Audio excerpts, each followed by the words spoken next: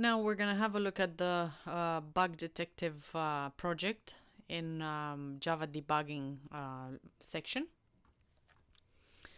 Okay, so it says, your friend built a program to mimic a fortune cookie by randomly printing a random fortune on each run. A fortune cookie is a crisp cookie with a piece of paper inside on which is a fortune. However, your friend then used the incremental development and debug along the way, so she ended up with a super buggy program. By the way, she ended up. Codecademy, what the heck are you doing? She ended up? You could have said they ended up, or he ended up. Why she ended up? Okay? It's being a bit sexist. Can you be the bug detective and help them, I'm saying them on purpose, debug the program? You know, why she? I don't get that. The output should look something like flattery will go far tonight, or don't behave with cold manners. Final tip, if the compiler reports 100 error messages, that doesn't mean that there are 100 error messages in the program. Sometimes when a compiler encounters an error, it often gets thrown off track. Only the first error message is truly reliable. Always scroll to the top and try to debug the very first error. Okay, we're gonna press start. And let's try and have a look what we need to do. So the tasks are: first, run the program to see the list of error messages. We're gonna save, and okay, we're getting some errors. Like the instructions told us, let's try and have a look at the very first, so at the very top of the message, the error message here. On line 22, it's a missing semicolon. Okay, line 22. Let's find this. Okay, yeah, indeed, there's a missing semicolon. Let's have a look at the second instruction.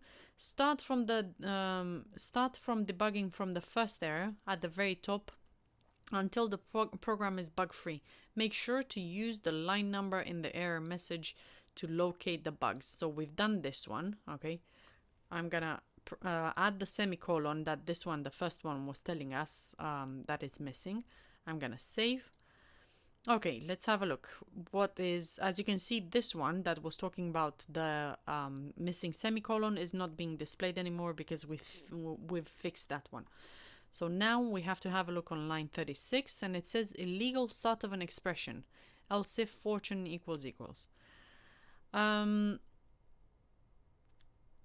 Okay, so 3, 4, 5. So I guess there's a value, there was a value missing here. Okay, so in the else if, you can't simply say fortune equals equals. You have to give it what are you comparing fortune with. Okay, if we're gonna save it, as you can see, the other one went as well, so the previous error.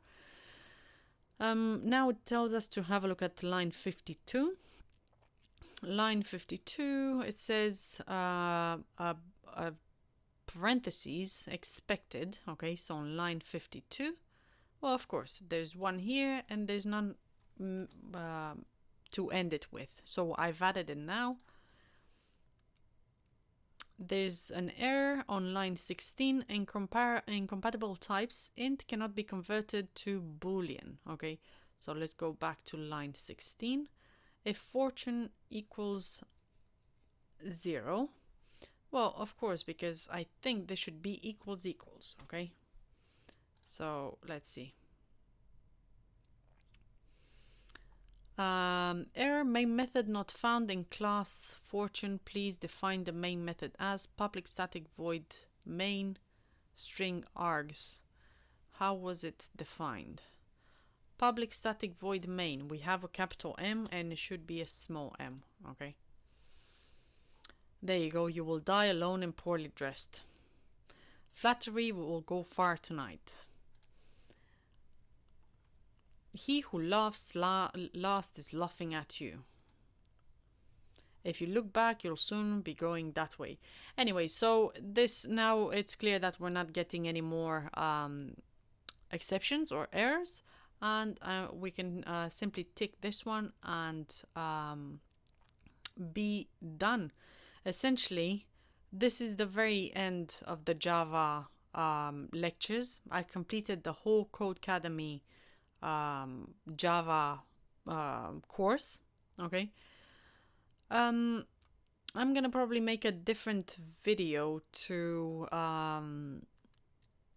kind of review the whole thing. What did I think of it? What I liked, what I didn't like, and just the overview of the whole Codecademy Java programming course. Okay.